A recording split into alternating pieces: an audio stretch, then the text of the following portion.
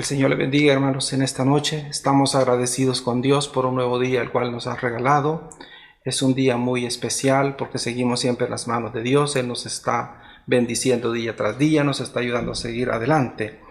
De modo que en este día vamos a continuar nuevamente con el estudio que hemos iniciado ya, el libro de Apocalipsis, y es una bendición poder compartir con ustedes y ser parte útil en el proyecto de Dios que Él tiene para un proyecto de salvación para este mundo. Este día, como lo habíamos ya planificado, lo habíamos dicho en unas transmisiones anteriores, íbamos a dar ya inicio a lo que es el análisis ya del texto bíblico. En las transmisiones anteriores habíamos estado tratando de establecer las bases, es decir, el punto de partida del cual tenemos que iniciar el estudio del libro de Apocalipsis. Estuvimos estudiando algunas bases, diríamos, algunos aspectos, sobre todo sociohistóricos, políticos, económicos de la época, que de alguna forma nos van a orientar para que nosotros podamos entender el libro ya el texto bíblico, el cual vamos a entrar este día ya a analizar.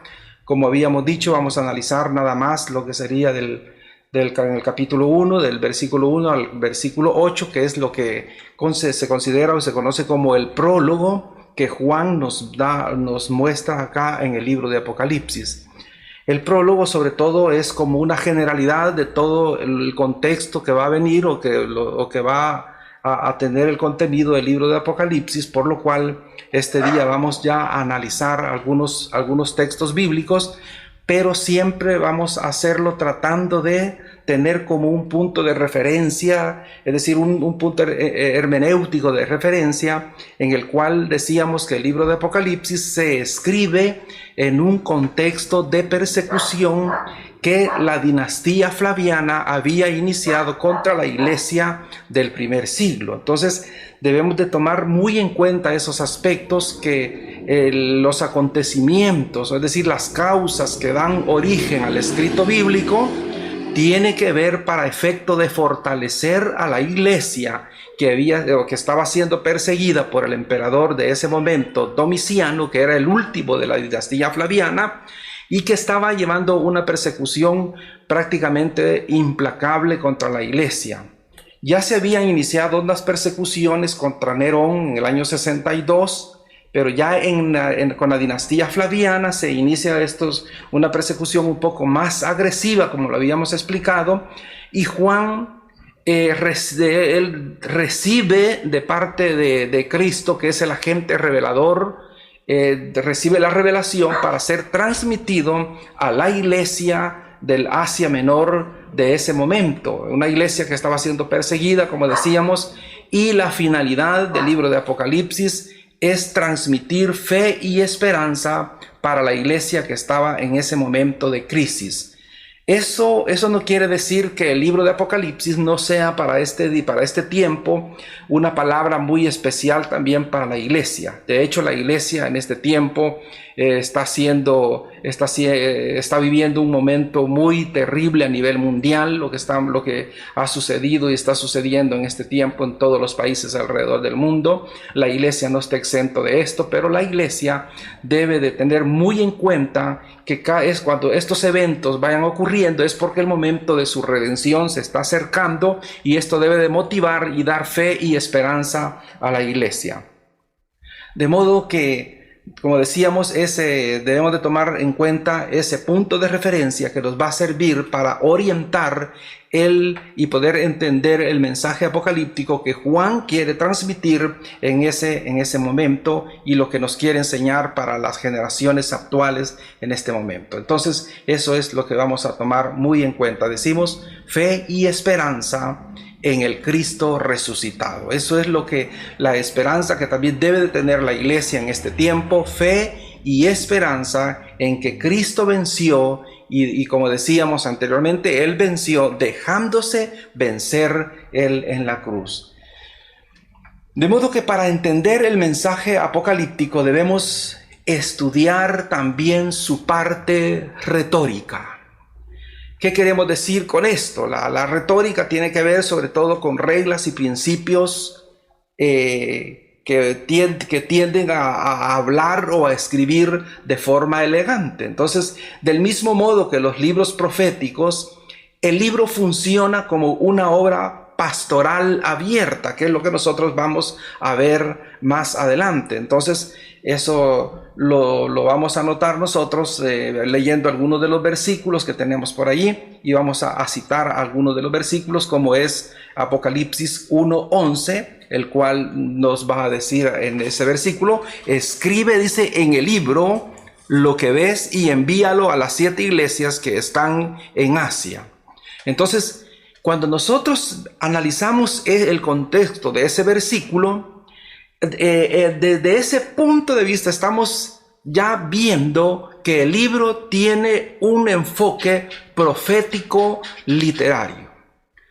Es decir, es un tanto diferente a la profecía que nosotros vemos allá en los libros, en el Antiguo Testamento, que es una profecía, pero es una profecía prácticamente anunciada o predicada o hablada, si lo queremos entender de esa forma. Sin embargo, para lo que estamos acá viendo en el libro de Apocalipsis, dice: escribe en un libro lo que ves y envíalo a las 7 iglesias que están en Asia. Entonces, a partir de allí, Juan está tratando de transmitir que su contenido tiene un enfoque profético, pero sobre todo literario. Entonces, en el versículo 19 también nos dice: escribe las cosas que has visto y las que son y las que han de ser después de esto. Vea, Juan está tratando de explicarle a la iglesia del Asia Menor, que son los destinatarios principales en este momento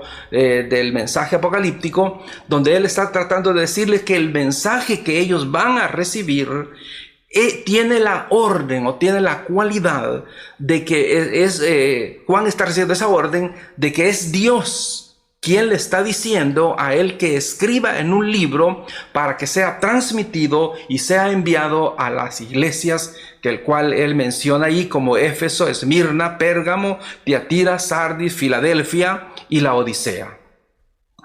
Ese es uno de los aspectos que podemos nosotros analizar, pero vamos a ir analizando ciertos bloques de textos, y para eso vamos a tratar de iniciar con los primeros textos que es del capítulo 1, como decíamos, y el versículo 1 hacia el 3, que es lo que vamos a tratar de leer, el cual dice así la Escritura. Dice: la revelación de Jesucristo que Dios le dio para manifestar a su siervo las cosas que deben de suceder pronto, y la envió y la declaró enviándola por medio de su ángel a su siervo Juan. Versículo 2 dice: que ha dado testimonio de la palabra de Dios y el testimonio de Jesucristo y de todas las cosas que has visto. Luego va a hablar la primera bienaventuranza de las 7 que están en el libro de Apocalipsis. Dice: bienaventurado el que lee y los que oyen las palabras de esta profecía y guardan las cosas en ellas escritas, porque el tiempo está cerca. Entonces vamos a tratar primeramente de analizar esos primeros 3 versículos. Vamos a tratar de analizarlos tomando en cuenta desde su origen, y hacer ahí un pequeño análisis teológico también para lo que quiere decir la palabra para el tiempo presente. Entonces, iniciamos con haciendo este análisis de lo que nos va a decir ahí la Escritura. Lo primero que Juan nos va a decir es la revelación de Jesucristo. En el texto original griego no tiene un artículo determinado, por lo cual se tendría que entender que es revelación de Jesucristo. Entonces eso es lo primero del cual él va a partir, y a tratar de decir que el contenido del libro de Apocalipsis dice él, Juan, es la revelación de Jesucristo. El título original es la revelación, pero cambió el nombre, o fue cambiado cuando entró al canon de las Escrituras.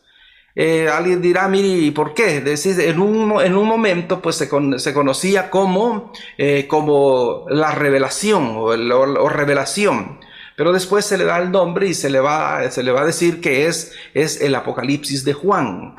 Es probablemente que fue quizás para seguir la línea de los escritos apocalípticos judíos y cristianos.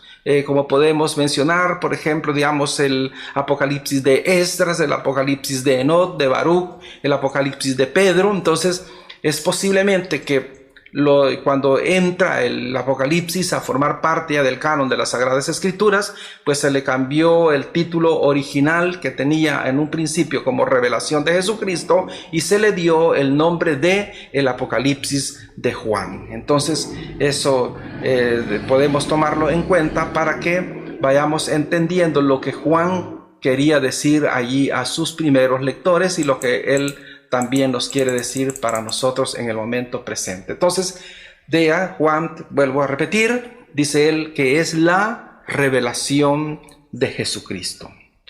Juan lo que nos quiere enseñar es que Jesucristo es el sujeto de la revelación. Y aquí hay tanto que nosotros podemos hablar y partiendo desde del Evangelio de Juan que tenemos también, donde en el capítulo 1 y el versículo 1 nos va a decir que en el principio era el verbo y el verbo era Dios y el verbo estaba con Dios. Entonces, a partir de allí nosotros comprendemos las razones por las que Juan también nos está diciendo que es la revelación de Jesucristo, donde decimos que el sujeto de la revelación es Cristo. Ahora, ¿por qué razón Cristo es el revelador de la palabra? Primeramente, hagamos ahí algún análisis teológico sobre este sentido de lo que la palabra nos está diciendo. Si nos recurrimos hacia el Evangelio de Juan, pues él nos está diciendo que Cristo Jesús es la palabra de Dios. Recordemos que Dios en su inmanencia está Dios Padre, Dios Hijo y Dios Espíritu Santo. Teológicamente, y es conocido en el medio como Dios Padre como la primera persona, Dios Hijo como la segunda persona y Dios Espíritu Santo como una tercera persona. El orden que nosotros vemos no equivale a una jerarquía, no hay superioridad, no existe nada de eso, sino que el orden que allí se ve es por cuestiones de origen. ¿Qué es lo que nosotros entendemos ahí? Que Dios Padre, Él es el responsable de la revelación, tal como lo vamos a ver más adelante. Pero Cristo Jesús, por ser Él la segunda persona de Dios, de la unidad de Dios, Él es el responsable de revelar de lo oculto que hay en Dios, porque Él es la palabra, o es decir, Cristo Jesús es la expresión fiel de la verdad del Padre. Entonces, Él es el agente revelador del cual Juan nos va a decir ahí. Por eso, él comienza diciendo con su libro, en sus primeros versículos, él va a decir la revelación de Jesucristo. Ahora bien, Juan nos va a decir a nosotros que en Dios habían ciertos, misterios ocultos.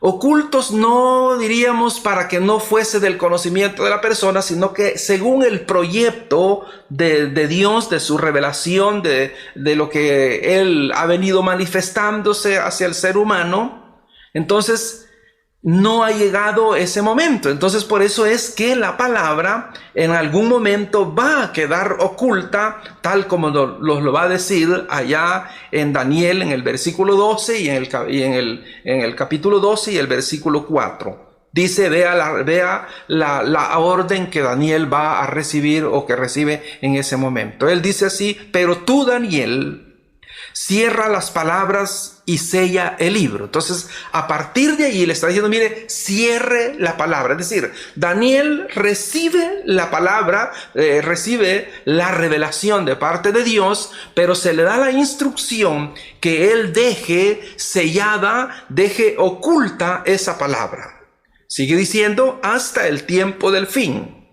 Luego dice, muchos correrán de aquí para allá, la ciencia se va a aumentar, es decir, todo eso va a ocurrir, pero mientras tanto la palabra va a quedar sellada y va a quedar oculto hasta cuando llegue el momento en que esta palabra va a ser desvelada, va a ser manifestada, va a ser del conocimiento para las personas que en el proyecto de Dios Él así lo haya considerado. Entonces podemos analizar unos versículos más que nos van aclarando el concepto apocalíptico que Juan nos va queriendo enseñar, lo cual podemos nosotros analizar también el capítulo 4 y el versículo 4 de Gálatas, donde el apóstol Pablo también nos va a decir unas palabras muy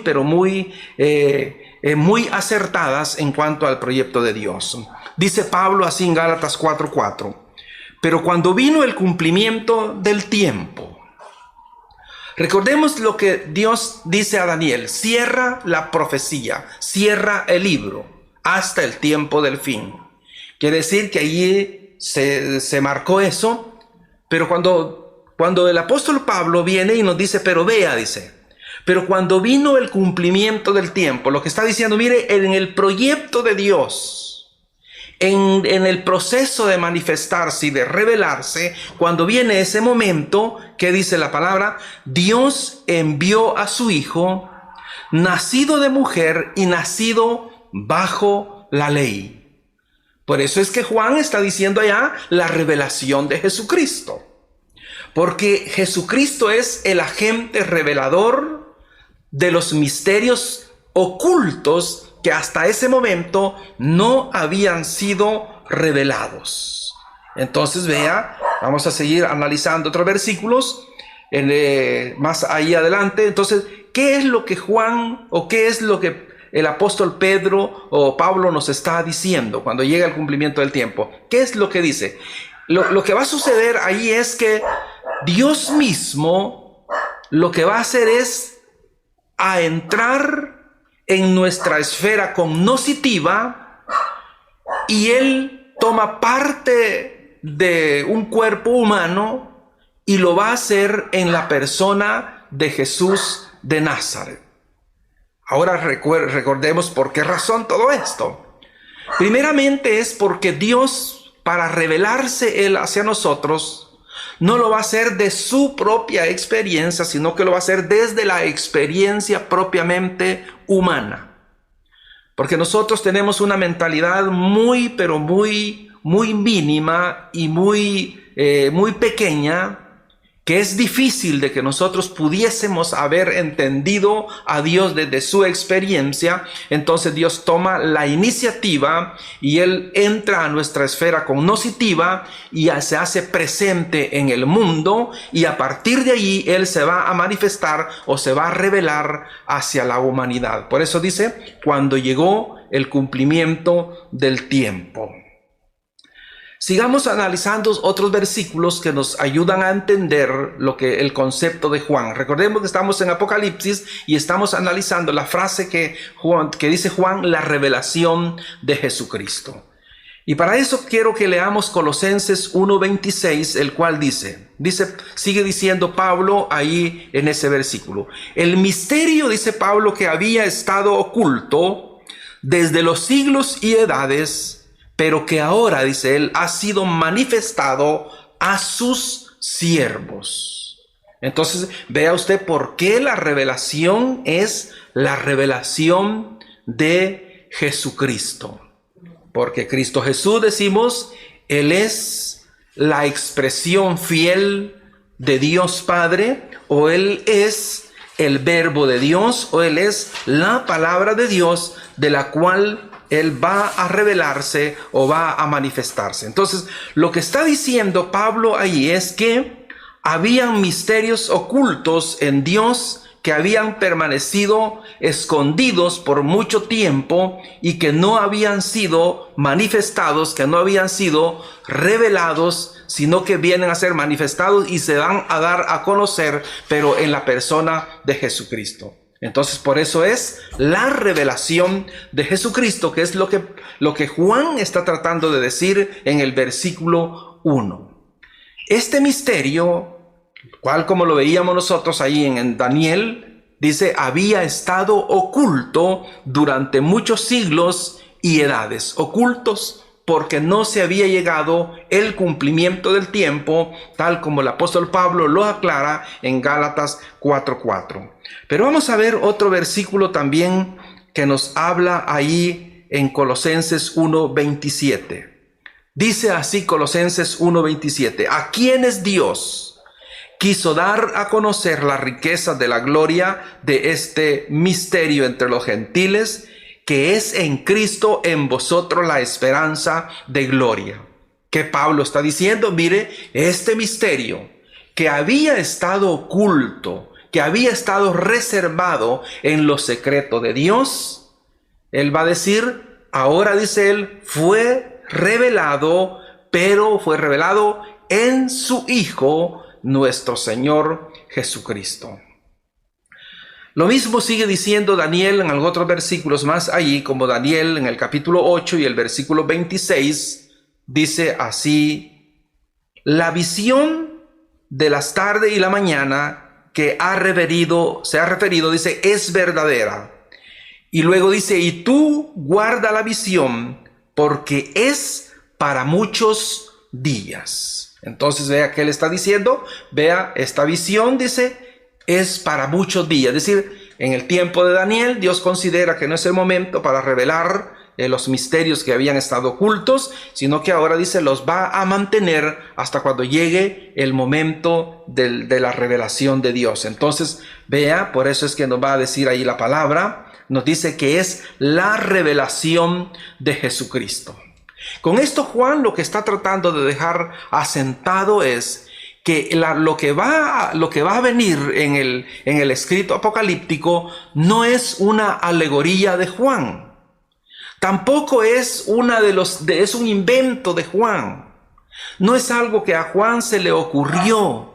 No es algo que él pensó, sino que él lo que está tratando de explicar a la iglesia del Asia Menor de ese tiempo es que lo que él les va a enviar a ellos es la revelación que Dios le dio a Jesucristo para que Cristo la manifestara y la entregara y le llegara hacia la iglesia del Asia Menor y naturalmente hasta el día de nosotros. Ahora bien, veamos cómo va la revelación ahí hasta este momento, tal como Juan lo está detallando en el libro de Apocalipsis. Entonces, ¿qué va a decir? La revelación de Jesucristo. Pero ahora viene y él va a aclarar también que dice que es una revelación, dice él, que Dios le dio.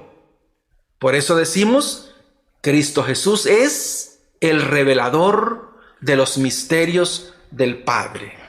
Nosotros lo podemos analizar desde varios puntos de vista teológicos. Por ejemplo, decimos que Dios es Dios creador, Cristo Jesús es Dios revelador, y el Espíritu Santo es como pudiéramos decir que es el agente que va a ser el agente de Dios o parte de la inmanencia de Dios que hace audible esa palabra hacia nosotros. Entonces, ¿cómo llega hacia nosotros? Dios Padre es quien da la revelación, Cristo Jesús es quien es el que desvela la palabra y el Espíritu Santo es quien hace audible esa palabra. Entonces, por eso es que vamos a encontrar en varios versículos que dice, el que tiene oídos, dice, oiga lo que el Espíritu dice a la iglesia. En otras palabras, quiero que lo vayamos analizando y viendo desde este punto de vista. Si nos recordamos de varios versículos, sobre todo en Juan, en el Evangelio de Juan, vamos a encontrar un versículo donde dice, yo soy el camino. Esto nos da a nosotros a entender que Dios, que es el agente, o Dios es el responsable directo de la revelación, pero Cristo Jesús es el agente que hace esa revelación. Entonces Dios está pensando en la humanidad. ¿Qué es lo que Dios hace allí? Dios viene y nos revela a nosotros sus misterios. Pero hay algo muy importante que quiero que usted analice y podamos entenderlo como quisiéramos que fue revelado en el misterio de la palabra. Jesús dice: yo soy el camino. Entonces, ¿qué quiere decir con esto? Dios se revela a usted, Dios se revela a mí, se revela a nosotros, a la iglesia, pero también viene y nos muestra un camino. Y ese camino es Cristo Jesús. Pero Dios dice, pero vea, dice, tienen el camino, dice él, pero también es necesario que en el camino también haya un guía. Y ese guía es el Espíritu Santo. ¿Qué quiero decirle con esto? Usted que me está escuchando, Dios dio el camino, pero también, dijo él, en el camino se pueden extraviar. Muchas veces una persona, aunque conozca el camino, pero pues tiende a dar pasos fuera del camino. Entonces dice él, entonces yo le voy a poner un guía para que los vaya conduciendo en el camino. Y ese, decíamos, es el Espíritu Santo. Por eso el Espíritu Juan dice que cuando el Espíritu venga, dice, Él no hablará por su propia cuenta, sino que Él va a hablar de todo lo que oyere y todo lo que escuchare del Padre y del Hijo, y lo hará saber a nosotros. Por eso Pablo más adelante va a decir que Dios lo que hizo fue sellar a cada uno con el Espíritu, que son las arras de nuestra herencia. Pablo lo que está diciendo, vea, entonces el Evangelio dice, tenemos el guía, tenemos el camino y tenemos el guía también, que es el Espíritu Santo, para que nosotros como la iglesia lleguemos muy bien hasta nuestra redención final, cuando todo haya llegado al final de la historia y Cristo Jesús se haya establecido su reino en esta tierra de paz y paz duradera en este mundo. Entonces, sigamos analizando lo que nos dice la palabra. Dice que Dios le dio. Quiero que se concentre muy bien en esto. Dios, Cristo Jesús decíamos que es la revelación de Cristo, pero que esta revelación la recibe de Dios. Bueno, como decíamos, el origen de la revelación está en Dios. No es una alegoría de Juan, pero hay algo que quiero que usted analicemos sobre esto, porque Juan no reclama ninguna autoridad para su escrito. No está tratando de dejar de ver su posición apostólica de la de él, sino que su mensaje él lo está considerando que reside específicamente en Dios. Por eso es que Juan no está solicitando, no está pidiendo él ninguna que se le reconozca como una autoridad, sino que él está diciendo es la revelación de Jesucristo, el cual Dios le dio, y es por eso que él dice esto no necesita mayor explicación. Entonces él lo considera así, de esa forma. Ahora bien, ¿por qué dice Juan que es la revelación que recibe de Dios? Veamos lo que nos va a decir allí Apocalipsis capítulo 5 y el versículo 1, donde Juan se está ubicando en estos versículos. Dice así, dice, y vi en la mano derecha del que estaba sentado en el trono un libro escrito por dentro y fuera, sellado con 7 sellos. Si recordemos acá, Juan ha tenido la visión, pero luego después él es invitado a subir. Él ve una puerta que se abre y naturalmente pues nosotros entendemos que cuando una puerta se abre es porque va a salir o va a entrar. Juan lo que hace es que él va a entrar, pero que de allí va a salir los misterios que habían estado ocultos y que no había acceso de persona humana a que tuviera ese conocimiento. Por eso es que él nos va a decir allí que tenía un libro sellado con 7 sellos. Entonces, naturalmente, pues aquí el escritor apocalíptico está tomando de referencia a los escritos griegos, que normalmente se sellaban con 7 sellos, aunque no era algo muy rígido, pero eso lo que se estaba, si se sellaban era para asegurar el contenido que ahí estaba. Recordemos, allá a Daniel se le dijo que él sellara el libro hasta el tiempo del fin. Entonces, lo que estábamos viendo ahí es que había un escrito, había una revelación de parte de Dios, pero que estaba sellada, estaba oculta. Pero ahora viene, ¿y qué es lo que dice Juan? Dice el versículo, lo volvemos a leer, y dice así: y vi en la mano derecha del que estaba sentado en el trono un libro escrito por dentro y por fuera. Entonces Juan dice, dice, había alguien, dice ahí, sentado en el trono. Entonces ese alguien, pues naturalmente, pues es Dios Padre, y lo vamos a ver en el versículo 6 también. Dice, y miré, y vi que en medio del trono de los 4 seres vivientes y en medio de los ancianos estaba en pie un cordero como inmolado. Dice que tenía 7 cuernos y 7 ojos, los cuales son los 7 espíritus de Dios enviados sobre la tierra. De hecho, pues Juan lo que está tratando de recalcar aquí es, diríamos, es la perfección de Dios en cuanto a su espíritu.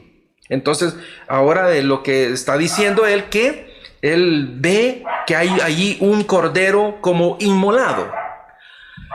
Recordemos que diríamos, la razón por lo que Apocalipsis escribe es para fortalecer a una iglesia que estaba siendo perseguida por el imperio y por el emperador Domiciano de ese momento. Ahora, cuando Juan ve en la visión, ve al cordero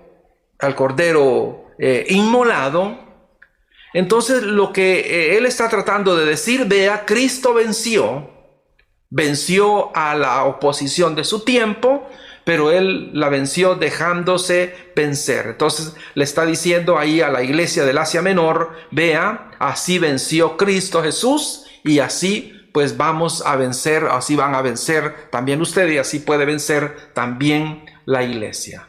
Entonces, versículo también, vemos otro versículo más, versículo 7, dice así: y vino, dice, y tomó el libro de la mano derecha del que estaba sentado en el trono. Ahora vea por qué Juan dice que es la revelación que Dios le dio. ¿Quién está sentado en el trono? Es Dios Padre. ¿Quién es el cordero inmolado? Es Cristo. Cristo viene, recibe de Dios Padre, recibe el rollo que había estado sellado, que había estado oculto, reservado por muchos siglos, pero llega el momento en que Él va a desvelar el contenido de la historia, y lo va a hacer del conocimiento de su pueblo, de su iglesia y de todos aquellos que crean al Evangelio de nuestro Señor Jesucristo. Entonces, vea, por eso dice que recibió de Dios. Ahora bien, Mateo lo expresa claramente en algunos versículos muy importantes, pero antes de eso yo quiero que leamos también Hebreos capítulo 1 y el versículo 1, el cual nos va a decir así: Dios, habiendo hablado muchas veces y de muchas maneras en otro tiempo a los padres por los profetas. El escritor dice que Dios ha hablado de diferentes formas y en diferentes tiempos. Pero luego dice, pero en estos postreros días nos ha hablado por el Hijo, a quien constituyó heredero de todo y por quien asimismo hizo el universo. Entonces, ¿qué es lo que está diciendo el escritor acá? De que ahora en este tiempo Dios sigue hablando, Dios Padre sigue hablando, pero lo está haciendo por medio de su Hijo Jesucristo. ¿Por qué Jesucristo? Porque Él es el Verbo de Dios. Él es como la palabra de Dios. Por eso dice que Dios le dio a Él.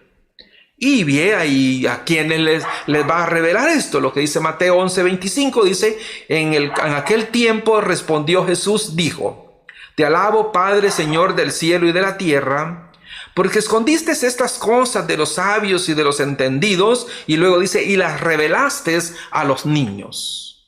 Entonces vea, qué es lo que estamos nosotros entendiendo aquí. ¿verdad? Si nosotros analizamos a los poderosos de este tiempo cuando se escribe el Apocalipsis, ellos no tenían la capacidad para entender la revelación, sino que a Dios le plació revelarle a aquellas personas insignificantes de aquel tiempo. Ahora bien, naturalmente la revelación tiene un propósito y estamos siempre en el versículo 1 analizando. La revelación tiene un propósito y el propósito nos va a decir Juan que es manifestar.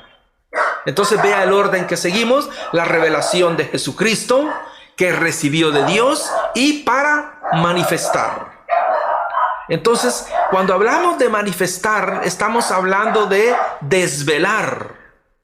Estamos hablando de dejar al descubrimiento. En otras palabras, es decir, o es lo contrario a ocultar. Si nosotros hablamos de desvelar, entonces decimos, es lo contrario, decimos a ocultar. O en otras palabras, es como lo que nosotros conocemos como una ideología. Una ideología busca ocultar algo. Por ejemplo, digamos, dominar, legitimar. Eso es lo que tienden sobre todo las ideologías. Y quisiera recordar algo aquí sobre de esto, quizás como un pequeño paréntesis, porque estamos hablando de legitimar y dominar. La iglesia ha caído también, cuando digo a iglesia no me estoy refiriendo a etiquetas de denominación religiosa, sino que me refiero a la iglesia en general, porque la iglesia ha sido utilizada también para ideologizar. ¿Cómo lo podemos entender o cómo ocurrió esto? Recordemos que cuando el Evangelio entra por primera vez a América Latina, entra bajo el mandato de la corona imperial. Y uno de los grandes fracasos que se dan en América Latina sobre el proceso de evangelización es querer traer un esquema propiamente europeo y venirlo a meterlo a unas culturas muy diferentes acá en América Latina.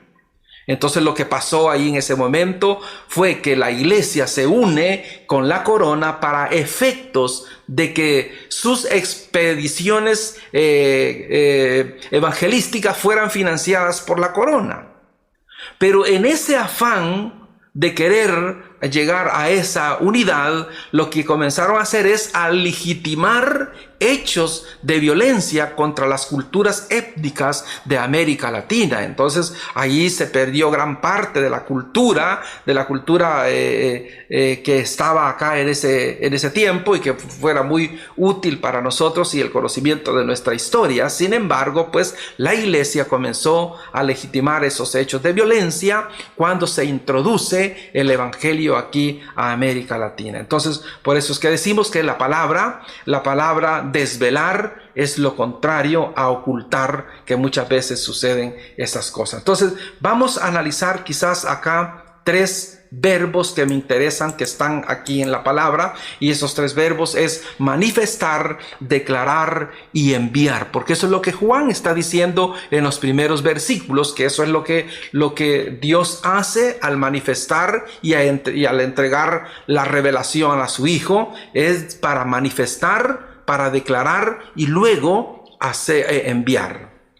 En otras palabras, lo que queremos decir es que hacer visible lo que había estado oculto al ojo humano en Dios. Lo que hablábamos acerca de Daniel, donde Daniel queda oculto ahí el mensaje, pero todavía no llega el momento de desvelarse. Entonces, pero llega ese momento y lo que va a hacer es manifestar, decimos, declarar y luego enviar eso que había estado oculto en Dios por muchos siglos, y lo va a hacer del conocimiento. Ahora bien, ¿qué es lo que queremos analizar y decir con esto? Es que siempre las decisiones que Dios toma para este mundo no las toma sin antes anunciarlas a nosotros, sus criaturas. Y eso es lo que nos dice ahí Amós capítulo 3 y el versículo 7 dice así: Porque no hará nada Jehová el Señor sin que revele sus secretos a sus siervos los profetas. Entonces vea qué es lo que se está haciendo ahora en este tiempo. Se está predicando el evangelio alrededor del mundo, se está anunciando que Dios establecerá su reino, se está anunciando que Cristo es el camino, se está hablando acerca de la salvación, se está hablando sobre todos esos aspectos que tienen que ver con el mensaje de la palabra. Entonces, ¿por qué razón? Porque Dios lo ha manifestado y lo ha revelado en Cristo. Entonces, porque el proyecto de Dios o los propósitos de Dios, tal como lo ha dicho, es que Él quiere que nadie se pierda, sino que todos puedan ser salvos, pero únicamente la salvación se tiene por medio de Cristo. Entonces vea, por eso es que hablábamos de manifestar, de declarar y de enviar. Vamos a ver otro aspecto muy importante, porque tenemos la primera bienaventuranza, decíamos, de las 7, que es en el versículo 3. Dice así el versículo 3: bienaventurado el que lee y los que oyen las palabras de esta profecía y las guardan. Y dice, y las cosas en ellas escritas, porque el tiempo está cerca. Vea, ¿qué es lo que nos va a decir lo que está diciendo Juan allí? Aquí vea, hay que ponerle mucho, pero mucho pensamiento a esta lectura que Juan está dando. Dice, bienaventurado el que lee, el que oye y guarda la palabra. Cuando nosotros hablamos de bienaventurados, estamos hablando de la bendición. Juan lo que está tratando de decirles a los hermanos de las iglesias del Asia Menor, él les está diciendo que la bendición no procede del imperio ni del emperador, sino que le está diciendo él, mire, la bendición procede, dice, de parte de Dios. Y esta bendición se canaliza y llega, dice, por el que lee, por el que oye y guarda la palabra. Cuando hablamos de guardar la palabra, se está refiriendo a que esa palabra sea una forma de vivir la vida cristiana. A eso se refiere. Es decir, el que lee, oye. Ahora, ¿por qué lee y oye? Porque en el tiempo, ahí en el año 96, 94, donde se escribe Apocalipsis, la mayoría no podía leer. Entonces, ¿qué era? ¿Cómo es que ellos aprendían? Pues aprendían escuchando la palabra, tal como se hacía en la sinagoga. Se sacaba el rollo y se comenzaba a leer ante la congregación. Entonces, por eso dice, mire, es bienaventurado el que lee, el que oye y guarda la palabra. Entonces Juan está dejando claro en el Apocalipsis que el Apocalipsis lo que le está diciendo, mire, es una obra o es una lectura para que sea estudiada, para que sea oída, pero para que sea vivida en la iglesia. Esto me da a entender que el Apocalipsis no debería de ser un libro al cual nosotros como iglesia deberíamos o podemos evadir.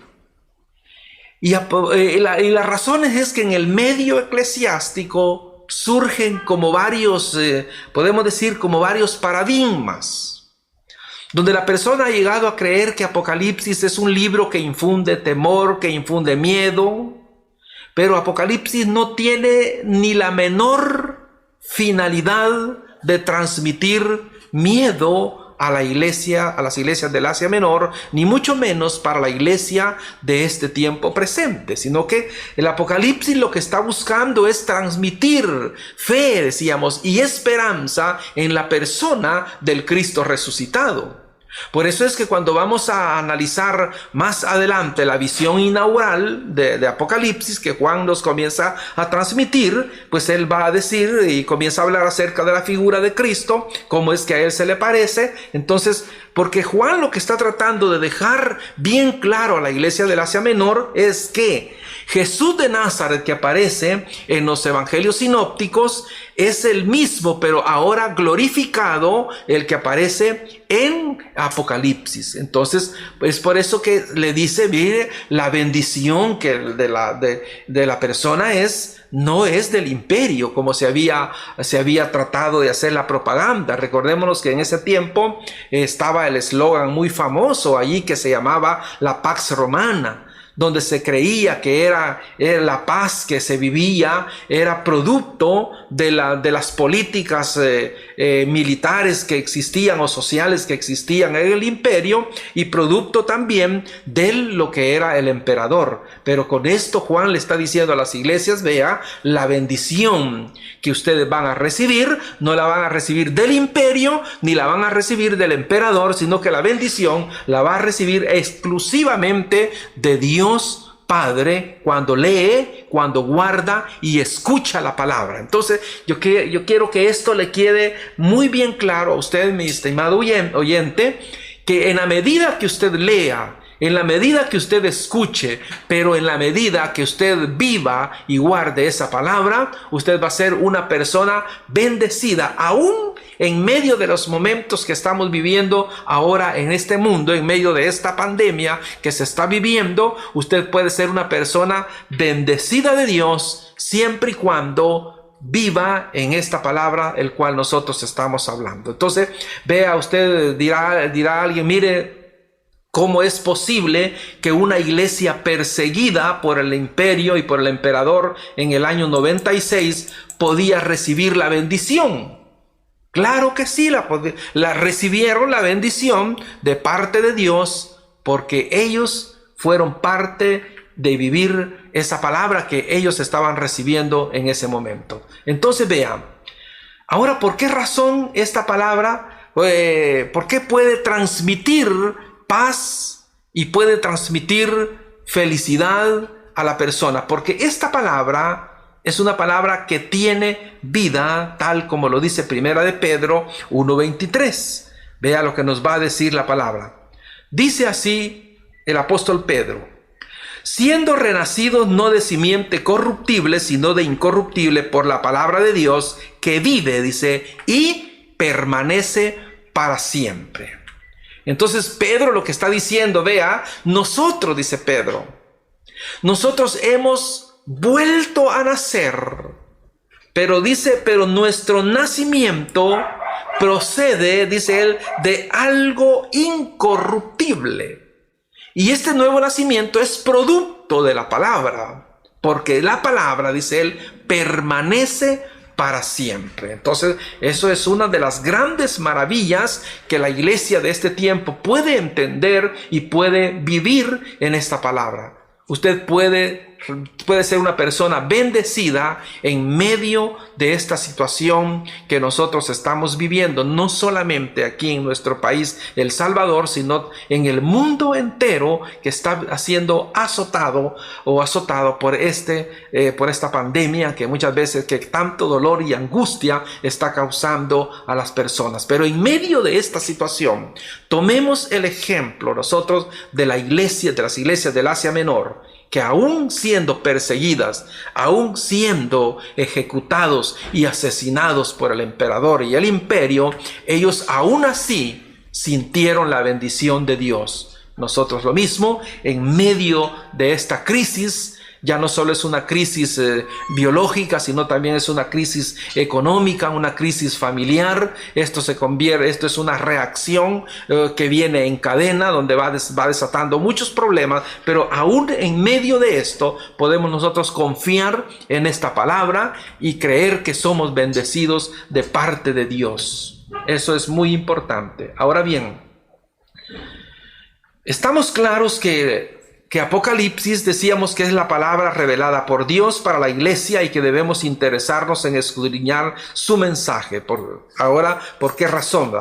es porque Dios intervendrá en el mundo para establecer su reino y poner fin a la historia en el tiempo, y el cual lo dice la Escritura, que el tiempo está cerca.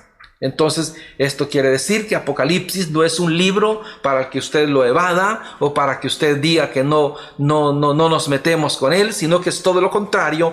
Es un reto para que usted se preocupe por descubrir el mensaje que Juan está dándonos en el libro de Apocalipsis. Por eso hemos dicho en las otras transmisiones anteriores que este estudio que estamos transmitiendo no tiene más allá de la finalidad de ser solamente una herramienta que ayude a aquellos que quieran seguir estudiando y aprendiendo más de la palabra. No porque yo sea un experto en la palabra, ni cosa que se parezca, pues tratamos y luchamos de investigar cada día más, porque hemos entendido que la palabra es palabra que da vida y es una palabra que entre más la conocemos, más nos fortalece. Recordémonos a uno de los grandes versículos de Juan en el Evangelio, en el capítulo 10, el versículo 27, por ahí algo muy importante, el cual él nos dice que nosotros, dice que estamos, dice él, en las manos del Padre y en la mano del Hijo. Luego él dice que la mano del Padre, dice él, es la mano protectora y la mano del Hijo es la mano que da vida. Entonces, a partir de ahí nosotros entendemos que nosotros como iglesia, hasta el día de ahora, usted está en la mano del Padre, que es una mano que es la mano que protege, y está en las manos del Hijo, que es la mano que da vida. Entonces, ¿qué es lo que nosotros debemos de tener? Es fe y esperanza en el Cristo resucitado.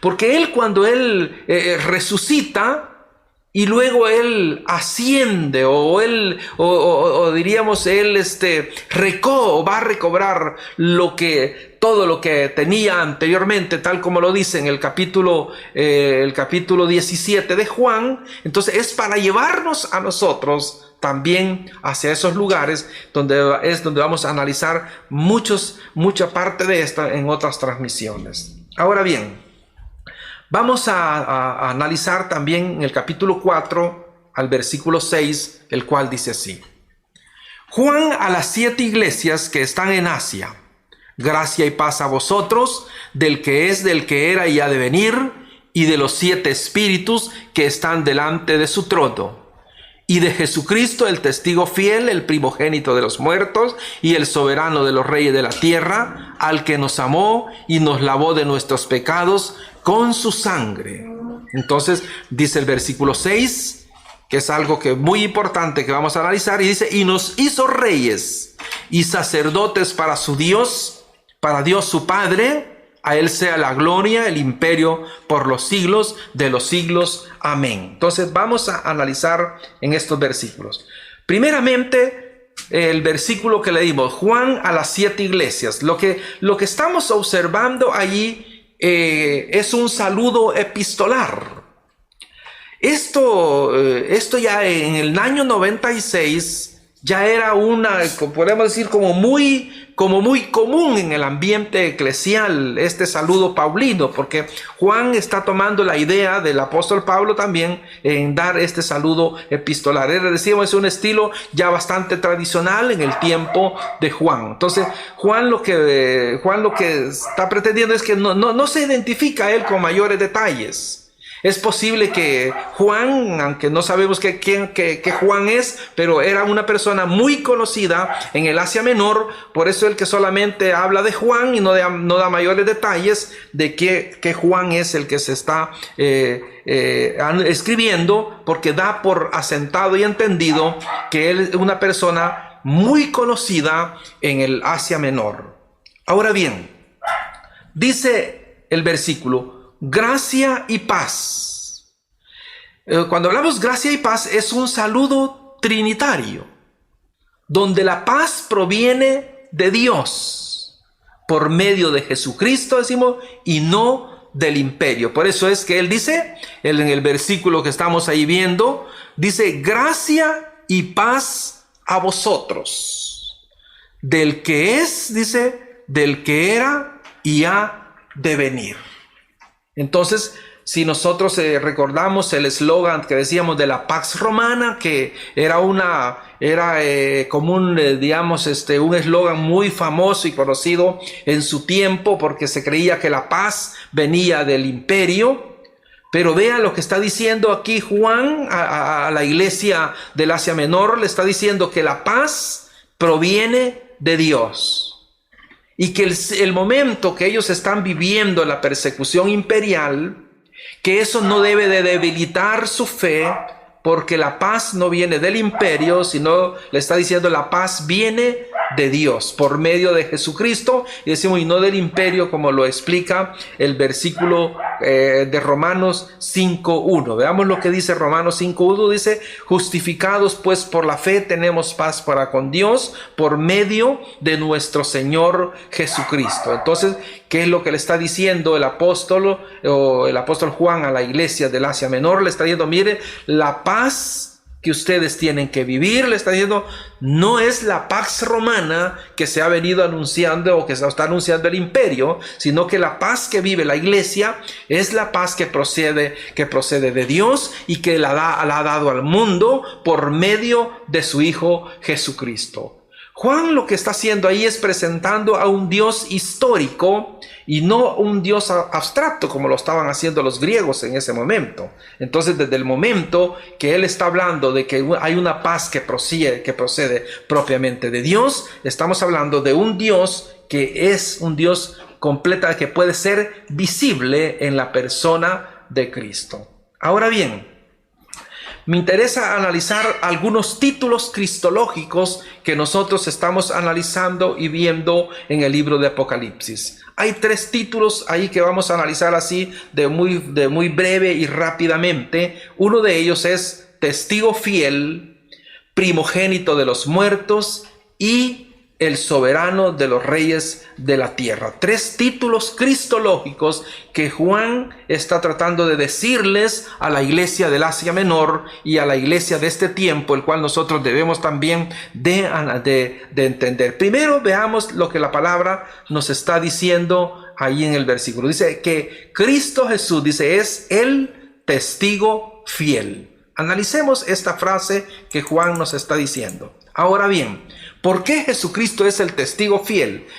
Primeramente es porque Él es el mediador de la revelación que Dios le dio.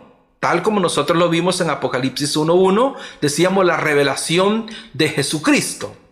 Cuando Juan está diciendo que Cristo es el testigo fiel, se está refiriendo a que la revelación la recibe de parte de Dios, y Él la va a desvelar o la va a transmitir hacia la iglesia del Asia Menor y a la iglesia de todos los tiempos. Entonces esto a Él lo está haciendo un testigo fiel. Entonces, lo que sigamos analizando el versículo ese, lo que nos da a entender es que Dios sigue revelándose y hablando por medio de Cristo, tal como lo decía allá en Hebreos, que Dios ha hablado en otro tiempo de muchas formas, pero que ahora dice nos habla por medio de Jesucristo.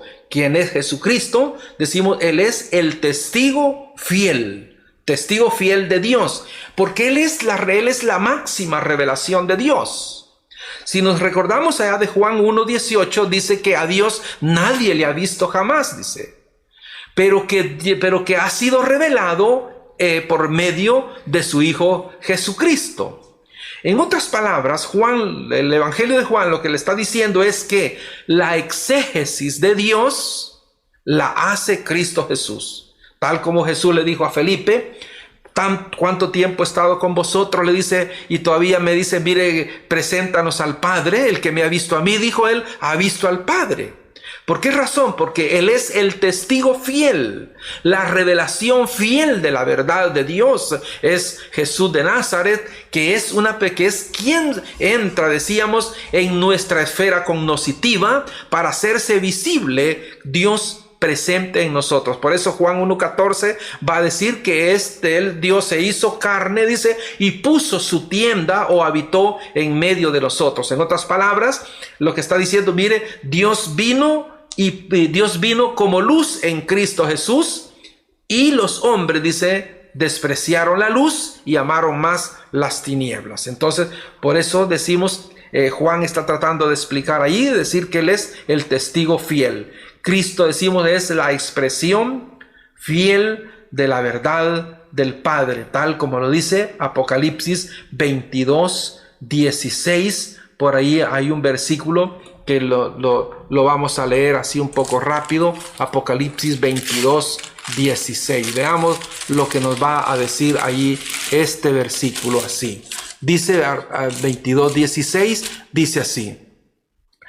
Dice él: yo, Jesús, he enviado mi ángel para dar testimonio de estas cosas en la iglesia. Yo soy la raíz y el linaje de David, la estrella resplandeciente de la mañana. Entonces él dice: yo, Jesús. En otras palabras, está diciendo: yo, el testigo fiel.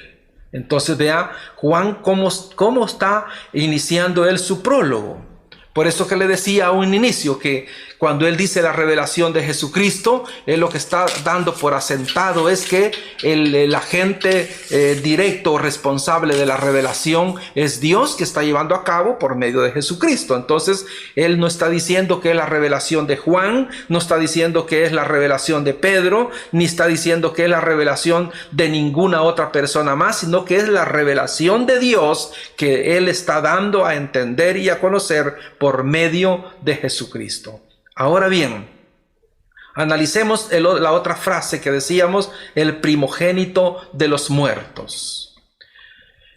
Lo que Juan está diciendo ahí en ese versículo que decíamos que es Jesucristo el testigo fiel, estamos en el versículo 5, dice el primogénito de los muertos. Lo que Juan está diciendo es que con Cristo Jesús se da por inaugurada una nueva generación y se inicia en la resurrección. Es por eso que por allá el apóstol Pablo también da algunas aclaraciones y él dice: vea, dice Juan, dice el apóstol Pedro, nosotros, dice, tenemos existen dos cabezas universales, dice, la de Adán y la de Cristo.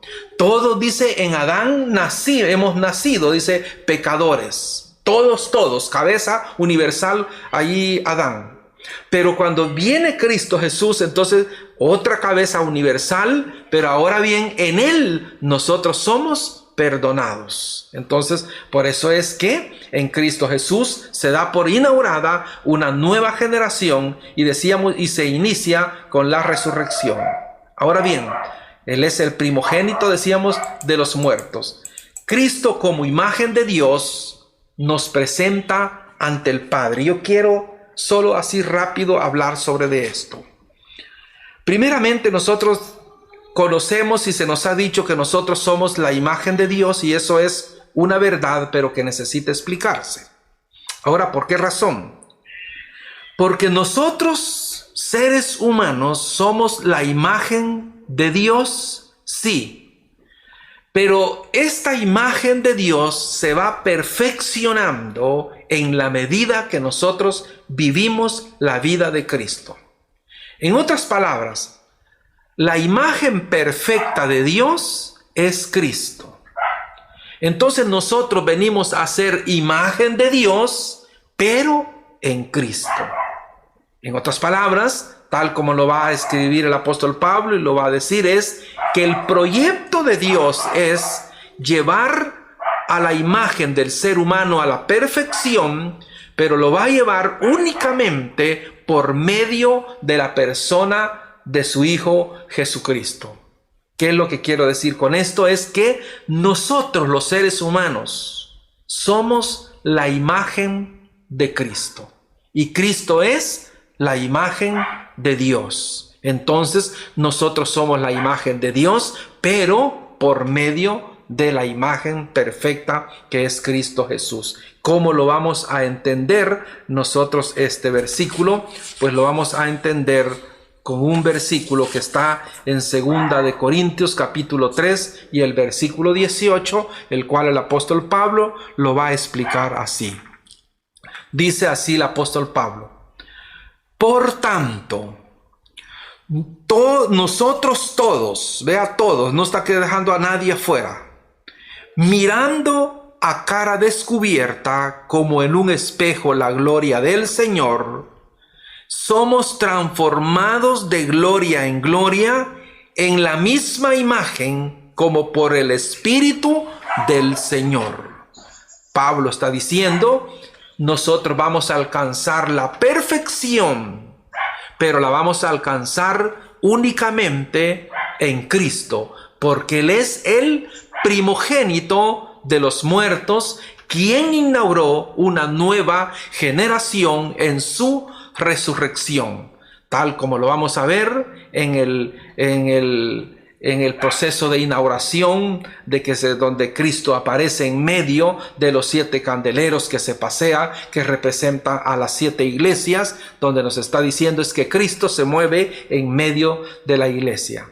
Entonces, cuando ya estemos analizando también las 7 iglesias, vamos también a entender que la iglesia de este tiempo es una iglesia imperfecta, una iglesia que no ha alcanzado la perfección todavía, pero que la va a alcanzar al final de los tiempos, cuando el proyecto de Dios haya llegado a su culminación. Entonces la iglesia será sin mancha y sin arruga, pero por el momento la iglesia sigue en su proceso es una iglesia militante, tal como es representada en el Apocalipsis en las 7 iglesias del Asia Menor. Lo que está diciendo es que una iglesia militante, una iglesia que peca, una iglesia que tiene arrugas, pero posteriormente al final del tiempo, cuando haya culminado Dios su proyecto en Cristo, aparecerá una iglesia vestida de blanco, perfecta, pero la perfección la alcanzó en Cristo, no por los méritos de nadie, sino únicamente en Cristo. Entonces decimos, Cristo es el primogénito de los muertos, es lo que está diciendo Juan allí a la iglesia. Analizamos la otra frase, que es el soberano de los reyes de la tierra. ¿Qué es lo que está diciendo ahí? Cuando hablamos de soberano de los reyes de la tierra, está hablando el apóstol ahí que en la manifestación gloriosa, Cristo reinará eternamente. Esto por el momento, esto no es ningún cuento, esto no es ninguna fantasía, esto no es algo así como Alicia en el País de las Maravillas, esto es la verdad real de Dios. Cristo reinará eternamente en este mundo y para siempre, y lo hará con la iglesia. Apocalipsis 11:15 dice así. Dice, el 7º ángel tocó la trompeta y hubo grandes voces en el cielo que decían, los reinos del mundo han venido a ser de nuestro Señor y de su Cristo, y Él reinará por los siglos de los siglos. Juan lo que está diciendo es que Cristo va a reinar eternamente. Pero ¿cuándo va a ser? Pues va a ser cuando el programa de Dios, el programa de salvación o el programa de historia de la salvación y salvación en la historia llegue a su culminación final. Entonces Dios reinará eternamente en este mundo y reinará en la persona de Cristo. Por eso que Juan le está diciendo a los hermanos de la iglesia del Asia Menor, le está diciendo que Cristo es el soberano de los reyes de la tierra. Hay otro versículo, 2 de Samuel, capítulo 7 y el versículo 16 dice así, y será afirmada tu casa y tu reino para siempre delante de su trono, y tu trono será estable eternamente. Entonces, lo que Juan está tratando de decirles a la iglesia es que ellos guarden un poco de paciencia, que el imperio que les está oprimiendo en ese momento va a llegar, está a punto de llegar al colapso. Y eso es lo que puedo decirles también a la iglesia de este tiempo, a la iglesia de todos los tiempos. La iglesia ahorita está en un proceso de situación bastante complicado, muy difícil, pero la iglesia debe de saber que la iglesia será quien reinará eternamente con Cristo en este mundo. Y lo vamos a hacer juntamente o bajo la dirección de nuestro Señor Jesucristo. Eso será un momento tan pero tan importante, el cual la palabra del Señor nos está anunciando y nos está diciendo que es un reino eterno, diferente a lo que estaba viviendo la iglesia en el primer siglo, donde les está diciendo que el reino del poder, el poderío o del emperador y el imperio va a llegar a su final y no es duradero, pero que el reino de Dios que Él va a establecer con Cristo es un reino eterno, porque Cristo Jesús es el soberano de los reyes de la tierra. Vamos a analizar otros versículos, otras relaciones, otros títulos cristológicos de la iglesia que quiero que usted vea también. Veamos. Decíamos que los títulos cristológicos que tenemos allí, el cual decía que es el testigo fiel, el primogénito de los muertos y el soberano de los reyes de la tierra, esto va a traer relaciones de Cristo con la iglesia. Y eso es donde quiero que pongamos mucho cuidado sobre esto, porque el Apocalipsis ahí lo que nos está diciendo es que Dios ama a los redimidos. Luego Dios nos libera del pecado. Sigamos leyendo lo que nos dice este versículo. Dice, y de Jesucristo, el testigo fiel, el primogénito de los muertos y soberano de los reyes de la tierra. Luego aquí está lo que quiero que analicemos. Dice, al que nos amó. Y luego dice, y nos lavó de nuestros pecados con su sangre. Que decimos, hay tres aspectos ahí que hay que analizar y hay que decirlos, porque Dios ama a los redimidos. Dios nos liberó del pecado, pero hay algo grandioso aquí en el versículo 6, que dice así, y nos hizo reyes y sacerdotes para Dios su Padre. Veamos ahí.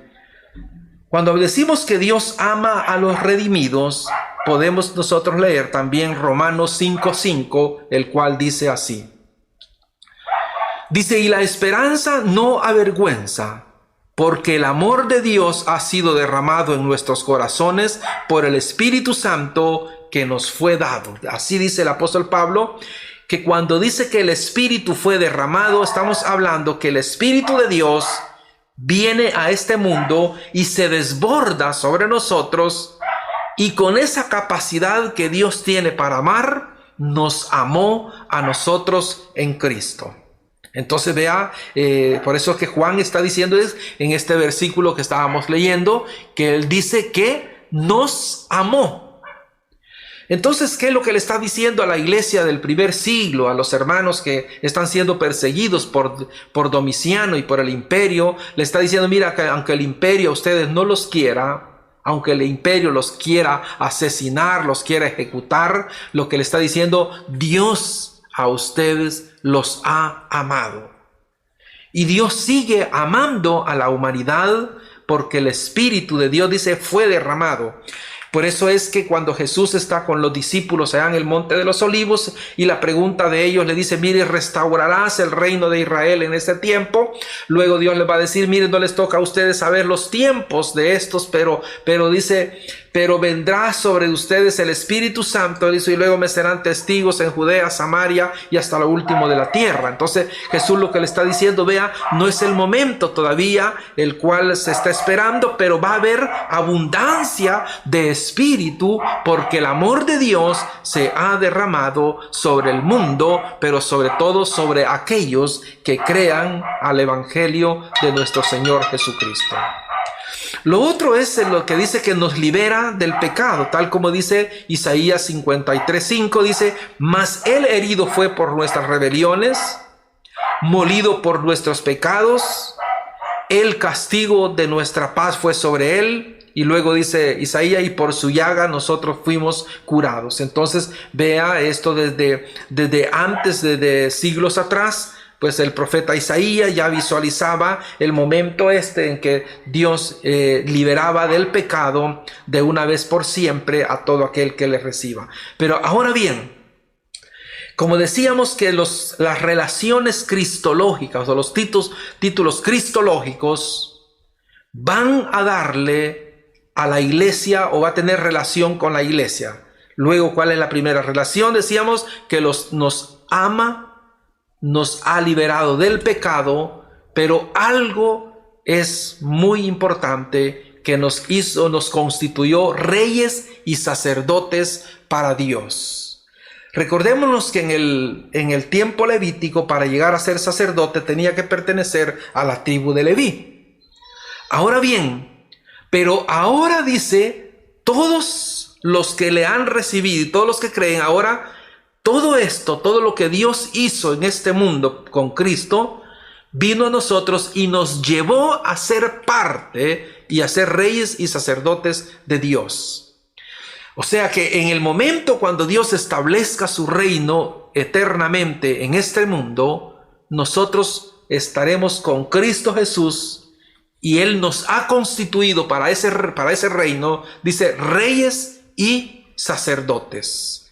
Primera de Pedro, capítulo 2 y el versículo 24 dice así: ¿Quién nos llevó Él mismo nuestros pecados en su cuerpo sobre el madero, para que nosotros, estando muertos a los pecados, vivamos a la justicia? Y luego dice, y por cuya herida fuisteis sanados. Entonces, eso es lo que nos dice este versículo. Y vamos a ir casi terminando ya con la última parte que tengo, que es de Apocalipsis 7, del 1 hacia el 8. Dice así. Dice el versículo 7: He aquí que viene con las nubes, y todo ojo le verá, y los que le traspasaron y los linajes de la tierra harán lamentación sobre de él. Luego dice, sí, amén. Luego termina con el versículo 8, dice, yo soy el alfa, la omega, principio y el fin, quien es, el que era y el que ha de venir. Luego dice, el todopoderoso. Ahora, lo que Juan va a hacer en estos últimos versículos del prólogo es que él va a hacer un anuncio profético de la parusia, o del final, de la manifestación gloriosa de Cristo Jesús. ¿Qué es lo que va a decir, o lo que está diciendo Juan aquí en estos versículos? Lo que se deja ver es que el autor, primeramente, es que estaba familiarizado con la Biblia hebrea, porque utiliza un lenguaje para dar forma a su propia afirmación profética. Pero me interesa lo que dice aquí. He aquí que viene en las nubes y todo ojo le verá. Cuando Jesucristo hizo su primera venida a este mundo, cuando Dios, hace su venida en este mundo por primera vez en la persona de su Hijo, casi que nadie le creyó, porque parte de su divinidad quedó velada y no le entendieron. Pero cuando Él está diciendo que he aquí que vienen las nubes, dice, y todo ojo le verá, lo que Juan está diciendo es que en la manifestación gloriosa de Cristo Jesús, cuando Él inaugure el reino eterno, entonces será un momento en que será visto y entendido por todos. Aún dice, aquellos que le traspasaron, aquellos que le asesinaron, aquellos que no le recibieron y que no creyeron. Por eso dice, al final todos van a lamentar sobre de esto. ¿Por qué razón?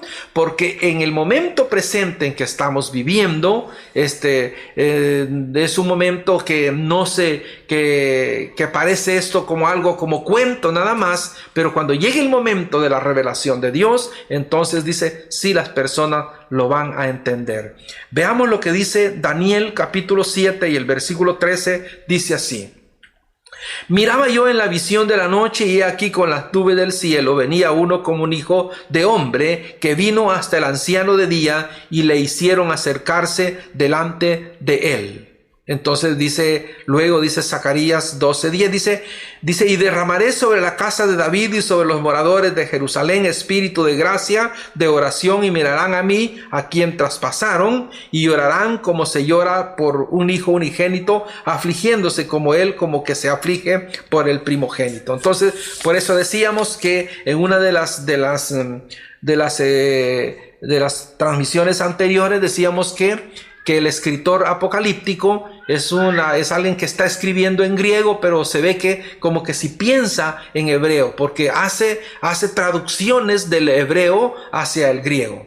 Ahora bien, decíamos que él habla de un anuncio profético. Luego dice, todo ojo le verá. Lo que explicábamos que en su aparición escatológica, se mostrará abiertamente la soberanía de Dios en Cristo Jesús a todo el mundo. Si nosotros cuando analizamos y vemos por ahí Mateo 24, cuando dice un versículo ahí, inmediatamente después de la tribulación de aquellos días, dice, el sol se oscurecerá, la luna no dará su resplandor, las potencias de los cielos serán conmovidas, dice, entonces, dice el escritor, aparecerá la señal del Hijo del Hombre viniendo, dice, con poder y gran gloria. Lo que se está diciendo ahí es que esto será un acontecimiento visible al todo ojo humano. Por eso dice, todo ojo le verá. Es decir, el que creyó y el que no creyó. Ambos al mismo tiempo van a tener la capacidad de ver al Cristo de la gloria viniendo en este mundo. Por eso dice, todo ojo le verá. Y su aparición, pero eso va a ser en su aparición escatológica. Ahora bien, luego él viene y va a sellar esto, dice, sí, amén. Entonces hay otra expresión ahí de hebreo hacia el griego, porque tanto en el hebreo dice, esta es la verdad, y allá lo dice, amén. Entonces, vea, el prólogo, con lo que hemos visto así rápidamente, lo que Juan ha tratado de explicar así en esos términos, es que todo el acontecimiento, todo el mensaje apocalíptico tiene el respaldo de que es la revelación de Jesucristo que ha sido dada en la persona o por medio de Jesús. Y que de eso es lo que debemos de tomar nosotros en cuenta. Luego dice el versículo 8, yo soy el alfa, la omega, principio y el fin. Lo que cuando dice alfa y omega, estamos hablando de la primera letra y la última letra del abecedario griego. Entonces la A para el español casi es igual, la omega o la O es como una W para nosotros, pero lo que está diciendo el escritor apocalíptico ahí es que en medio del alfa y la omega está todo, y que Dios tiene el control, y que fuera del alfa y de la omega no existe nada. Entonces, ¿qué es lo que nosotros debemos de entender con el prólogo que se está refiriendo? Es que el que va a hacer su aparición o el que viene, dice, es el Todopoderoso. Entonces, quiero que en la próxima transmisión vamos a tratar de ver la inauguración, sobre todo que Juan hace, o la visión de la inauguración que él hace sobre de Cristo, pero posiblemente que lo veamos de una forma muy sencilla, porque me interesa que rápidamente vayamos y entremos al mensaje de las 7 iglesias, que es ahí donde vamos a tomar referencia ya para la próxima transmisión, porque me interesa que nos quede muy claro qué significa el mensaje a cada uno de las iglesias. Entonces, por de pronto nos quedamos hasta acá con esta transmisión, esperando que sea de bendición para cada uno de nosotros y que sea útil, como decíamos a un inicio, que esta herramienta o que este estudio sea nada más una herramienta, no la verdad absoluta, pero que de alguna forma pueda despertar el interés en que usted siga estudiando el libro de Apocalipsis y no lo vaya a ver como un libro de temor, un libro de terror, porque ya se han hecho varias películas de terror sobre esto, porque se le ha dado una connotación diferente a lo que el libro pretende hablar. Decimos que el libro de Apocalipsis es un libro que pretende transmitir fe y esperanza en un momento de persecución, en un momento de crisis, tal como lo está viviendo la iglesia en este tiempo, un momento donde parece que todo se está desboronando, que todo está cayendo. Pues en este momento es donde nosotros necesitamos el mensaje de fe y esperanza que está transmitido a través de nuestro Señor Jesucristo, que es el agente revelador que recibe tanto del Padre para que sea manifestado, revelado y sea enviado a la iglesia a las iglesias del Asia Menor, pero también es una palabra que surge para el momento presente, para dar fe y esperanza a aquellos que tenemos la fe puesta en el Hijo de Dios, en nuestro Señor Jesucristo, y estamos esperando en Él, porque Él pronto hará su aparición en este mundo. No sabemos hoy, mañana, cuándo va a ser, pero los acontecimientos o los signos de los tiempos nos están dando la pauta que estamos llegando a la parte final de la historia, en que el reino de Cristo será establecido en el mundo, y la iglesia, que fue constituido reyes y sacerdotes en Cristo, reinaremos eternamente con Cristo Jesús en la nueva manifestación de Dios en este mundo. Así que muchas gracias por haber escuchado esta transmisión, y nos vemos en la próxima, en la quinta transmisión. Esta es la cuarta transmisión, que corresponde al 3 de septiembre del año 2020. Esperamos ya estar listos para la quinta transmisión, el cual vamos a dar inicio al estudio de las 7 iglesias a la cual fue enviado el mensaje de Apocalipsis. Así que muchas gracias a todos y que el Señor les bendiga.